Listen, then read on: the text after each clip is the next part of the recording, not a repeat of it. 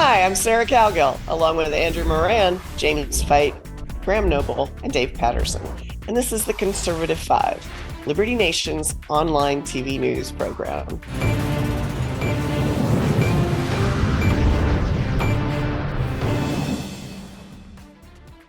Iowa is finally getting its long winter's nap. Candidates have packed it up and are heading to New Hampshire for the first in the nation primary. Former President Trump still leads the pack, according to the polls, just not double digits this time.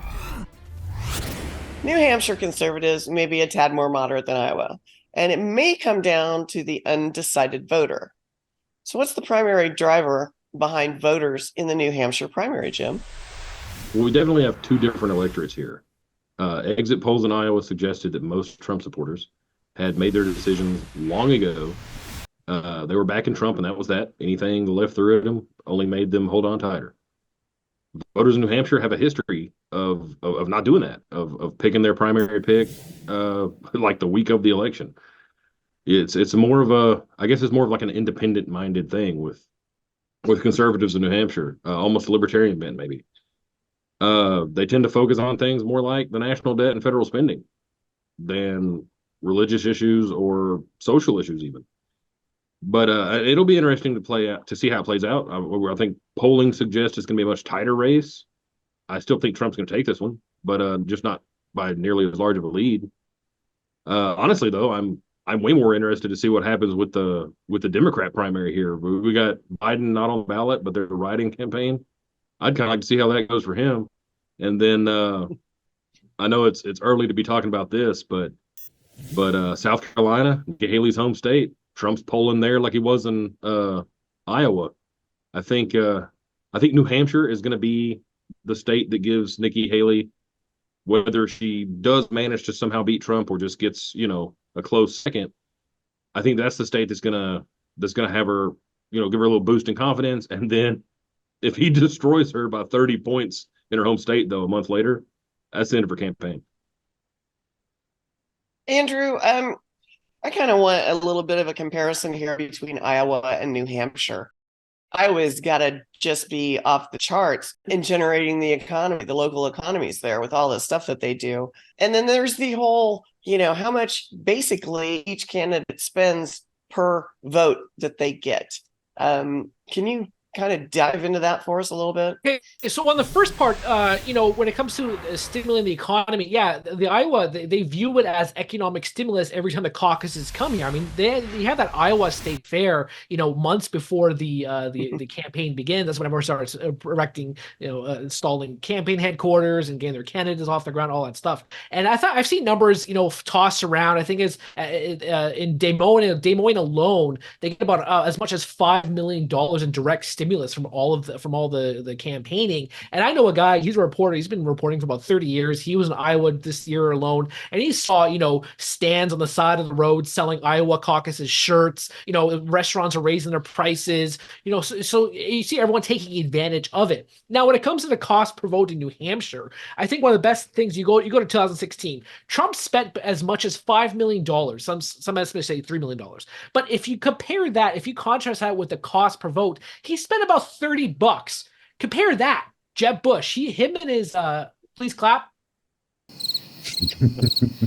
Nobody's clapping? What the heck? Okay, so anyway, so his campaign and the super PACs, they spent about $34 million. I don't even know we were supposed to clap. How are we supposed to know to clap? We clap I said Jeb please Bush? clap. I said please All right, well, clap. you need to hold up a sign that says applause or something. So in 2016, his campaign and the super PACs, they spent $34 million. He came in fourth. That means he spent about $1,000 per vote. That's remarkable. That's such a huge gap. And of course, Trump, he's an entirely different beast. He doesn't need, media spots. He doesn't need all this television advertising. He can hold a rally. He can call in some talk show, and that's going to generate all the publicity he needs. So he is spending more this year. If you look at some number, he's spending about $8 million this year on New Hampshire, and Nikki Haley is spending, I think, about $9 million on New Hampshire. So it's a bit different all around. But overall, cost per vote for him was just, really so low in 2016. Probably the same thing again this year. The benefits of buying in bulk. Is that what you're saying, Andrew? It's like the Costco of the GOP. GOP is at the Costco. Dave, is there any potential upsets that are going to happen in New Hampshire? I mean, do we really think that somebody else could win it?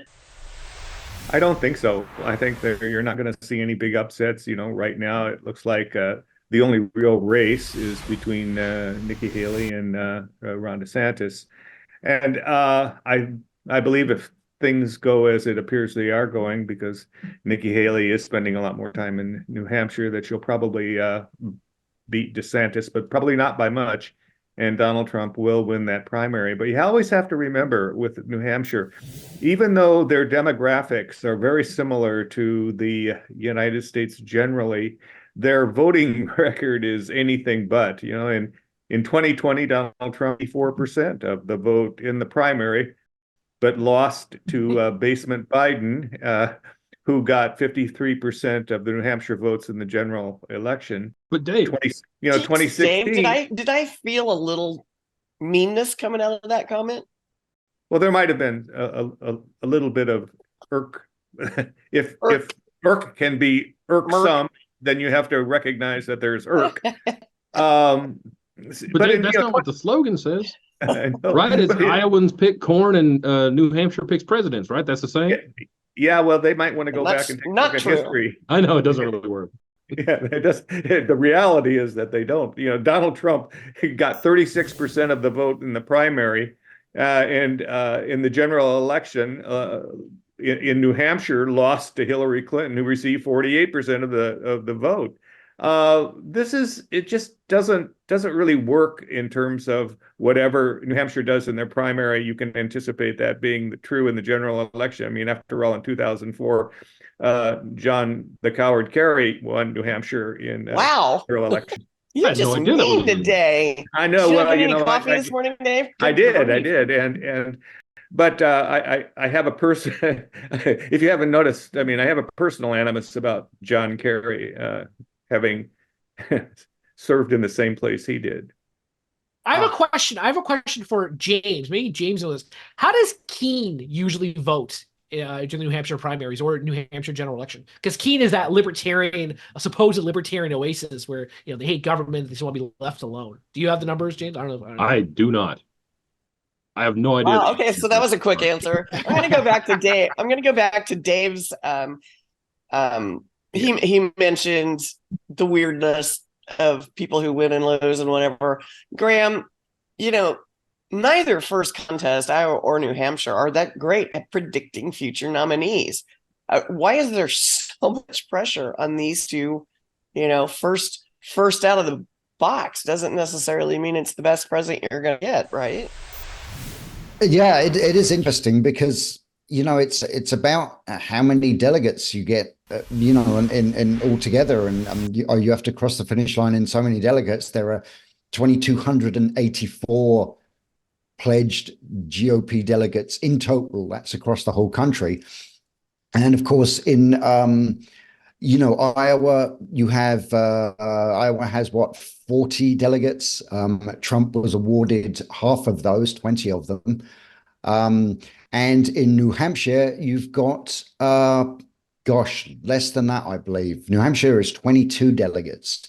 So, in the grand scheme of things, neither of these states really should count for much.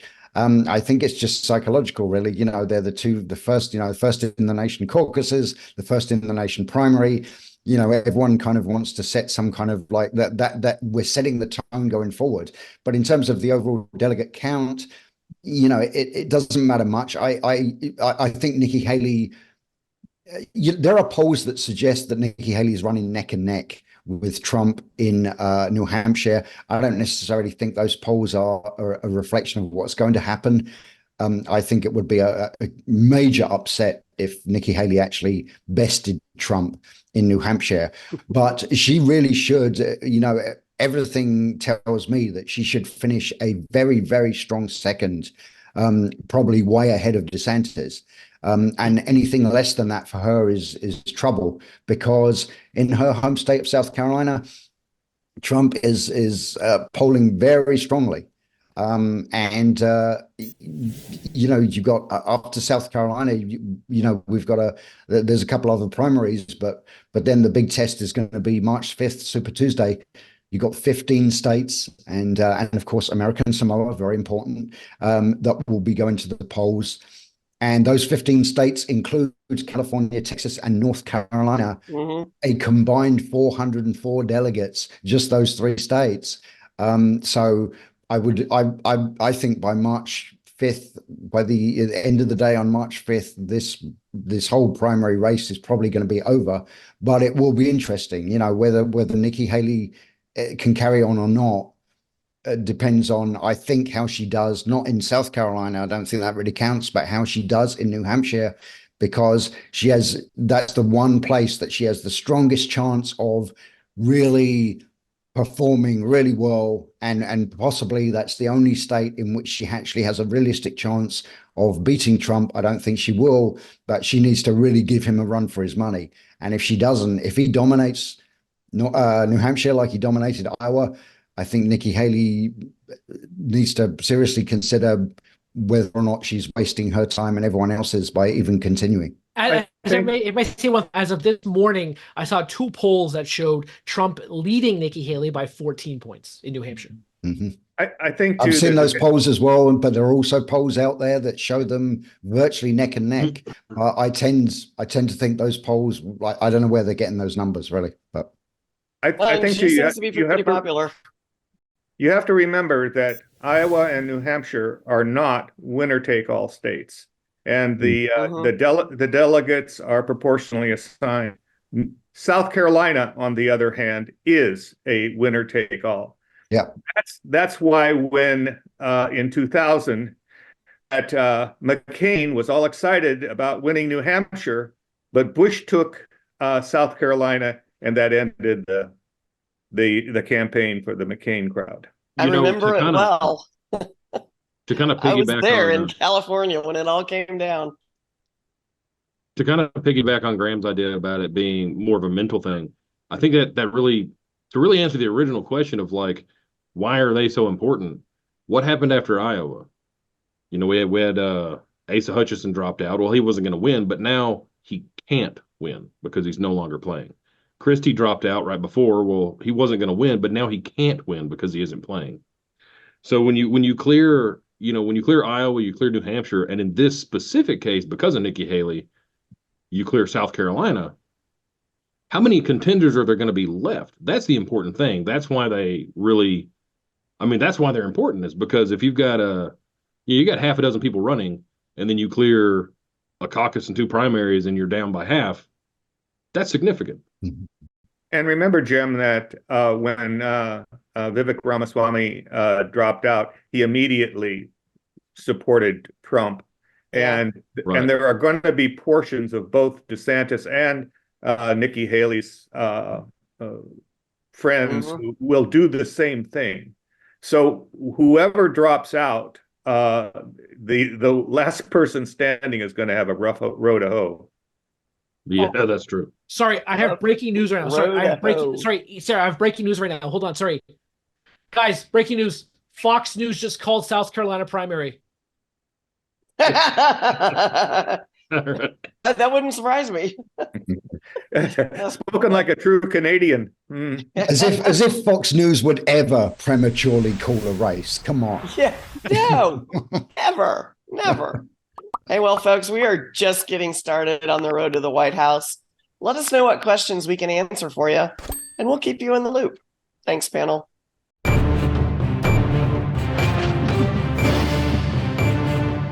That's it for our Conservative 5 panel today. Check out our other C5 shows and segments on your favorite video platform, YouTube, Vimeo, Rumble. We're on them all. As well, Liberty Nation has its own Roku channel where you can see all of our TV productions. I'm your host, Sarah Cowgill. Thanks for joining us today for Free Thinking, Free Speech, LibertyNation.com.